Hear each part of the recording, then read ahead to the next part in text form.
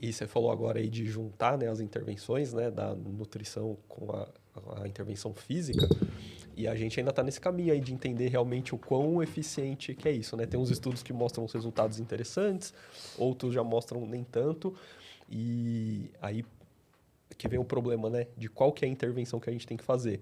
Tem o Nexus Trial, que o Dr. Dale está fazendo lá no Hopkins, que é ciclo ergômetro e depois aminoácido, e tem um estudo do Putucherry, que é a mesma coisa, ciclo ergômetro e depois aminoácido.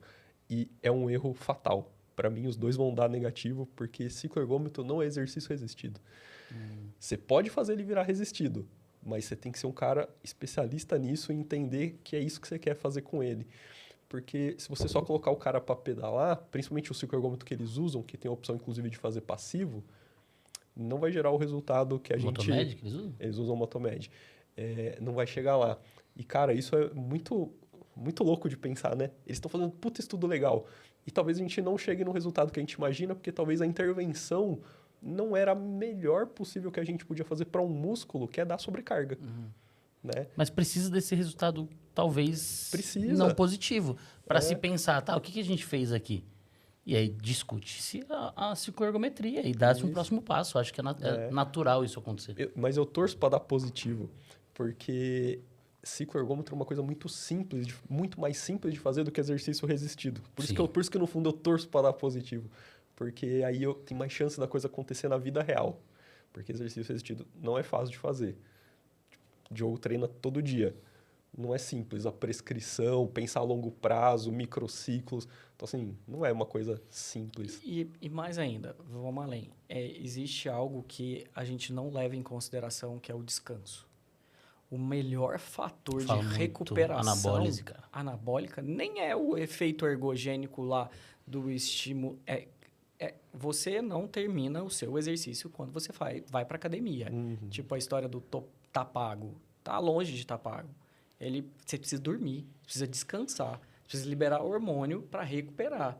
Então, isso é muito importante no efeito ergogênico. O paciente crítico dorme muito mal. Muito mal. Muito mal. O ciclo está completamente invertido. Sim. Testosterona está lá embaixo. E a gente vai... Eu acho que aqui a gente ainda precisa parar para pensar um pouco melhor nessa recuperação muscular para ajudar esses pacientes nesse sentido. Total. Tem o artigo que você publicou com o Gui, né? Que é o paciente crítico é o atleta que nunca descansa. Porque ele treina, ele se alimenta, só que ele não descansa. É o ultramaratonista que nunca descansa. Porque o cara tá correndo a maratona de semanas, cara. Eu não lembro em qual evento que foi que levaram... Legal o nome desse artigo, hein?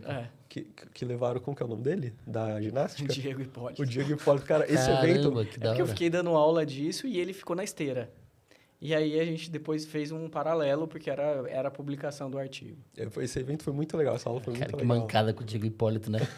Vai correndo aqui, eu vou trocando uma ideia com a galera aqui, velho. Ele não gostou muito, não. Ele tá no circo agora. E assim, eu não parava de falar, né? Tipo, 40 minutos ele... E o Diego nessa era tipo, cara, fala pra caralho. Pra que eu aceitei esse convite? Mas foi muito legal essa aula, foi muito legal, porque esse é outro estalo que dá na galera. Fala assim, puta, é verdade, tá faltando isso. Sim. Porque tem até o exemplo lá do cara que era recordista da maratona na época, que ele dormia não sei quantas horas por dia e depois ainda fazia um cochilinho depois do almoço. Mas isso é muito importante e a medicina do estilo de vida, né? Então, um dos pilares é o sono. Então, não é mais chegar no seu consultório e falar, você dorme bem? Não, e nem aquela, não esquece de fazer sua caminhada. Não, você tem que parar. Isso estressa um tempo e é um relacionamento que vai se criando, porque é uma mudança.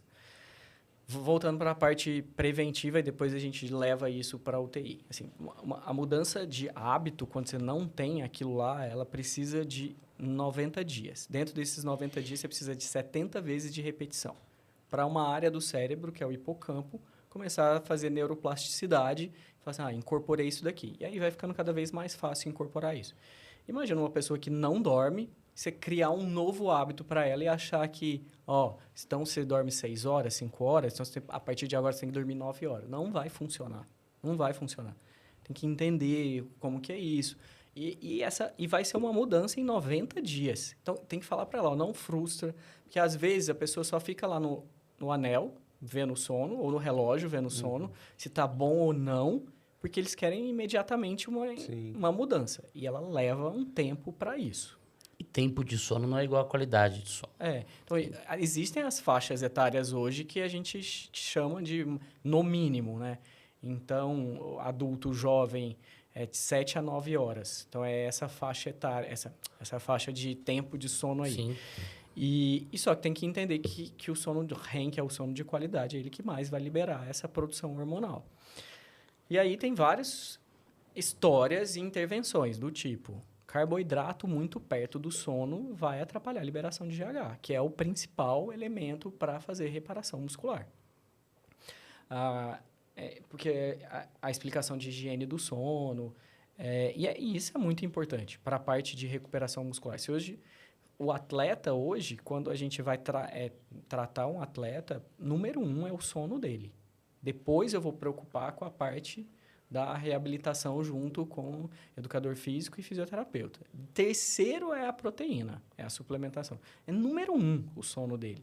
É o número 1 para esse efeito. E aí tem um estudo... Só uma pergunta.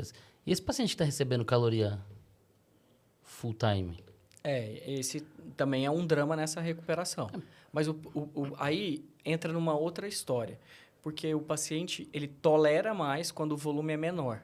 Agora, o paciente que você faz uma pausa e aí você tem que dar um bolos de 12, aí você faz 12 horas ao invés de 24 horas, muitas das vezes ele faz diarreia. Porque ele tem muita distensão, osmolaridade. Tem que pesar. E aí você entra nesse limbo aí de discussão de o que é mais efetivo aí para esse paciente. Mas tem um estudo que mostra que eles fizeram a avaliação do sono, de períodos de restrição do sono com a síntese muscular. Então, 24 horas de restrição de sono já tem alteração de síntese. Era um paciente que eles avaliavam e aí o paciente tinha uma média de sono entre 6 e 8 horas. Aí ele vinha bem. E aí fizeram uma restrição do sono e avaliaram a síntese muscular. 24 horas. Já foi suficiente para não ter síntese, alterar completamente. Caramba. E aí começaram a ver o comportamento hormonal. Cortisol maior... Tá bom, obrigado. Cortisol maior. Obrigado, Siri. E testosterona menor. 24 horas. Então, a gente vai ter que, em algum momento da UTI, também pensar nesse processo. Obviamente, de como a gente vai entregar isso, de como que isso vai ser aplicável para o paciente de UTI. Porque um paciente sedado, ele perde completamente esse ciclo. Eu acho que a gente tem que trazer a cultura da UTI Neo, cara. Hora do soninho. Apaga a luz, bota até os profissionais pra dormir, lá tá tudo certo. Mas, de verdade, gente. E eu acho que a gente vai ter que entrar nesse lugar. Para recuperação muscular, sim. Tanto que a recomendação da SCCM são 4 horas para cada noite de pelo menos nenhuma intervenção com doente crítico. Então, a Sociedade Americana de Terapia Intensiva coloca lá na recomendação deles do guideline que não mexa no seu paciente por 4 horas. Não mexa. É um vai período... ter hospital que vai usar isso aí pra demitir os outros, velho. É um período... Isso é perigoso. É um período pequeno, mas já é válido para manipular menos esse paciente, atrapalhar menos o sono, que a gente já sabe que é ruim na UTI. Os estudos mostram que tem paciente que dorme períodos de 6 minutos e desperta, não tem sono REM. Tem hospital que dá banho de madrugada, raio-x de madrugada, coleta exame de madrugada para otimizar o tempo. Mas a coleta de exame de madrugada é a maior rotina que você vai ver. Entendeu? 5 horas da manhã, acende a luz da UTI e sai coletando todo mundo. Isso tem que mudar. Então, são pequenas mudanças que a gente já consegue melhorar. A gente talvez nunca chegue em 8 horas, tudo bem. Mas, se a gente conseguir 4 horas, a gente já melhorou bastante, né? Questão de luz, barulho, tudo isso vai influenciar, né? E a gente pelo menos a terapia nutricional, a gente aprendeu demais fora, porque como que as pessoas ganham músculo fora? E levou para dentro da UTI. Então, hoje a gente faz whey, a gente faz creatina, a gente faz HMB, a gente faz ômega 3, a gente faz vitamina D, tudo que foi aprendido lá. Isso aí do Araci salva vidas, cara. Ômega 3, Araci da Toca Term salvando vidas críticas aí, ó.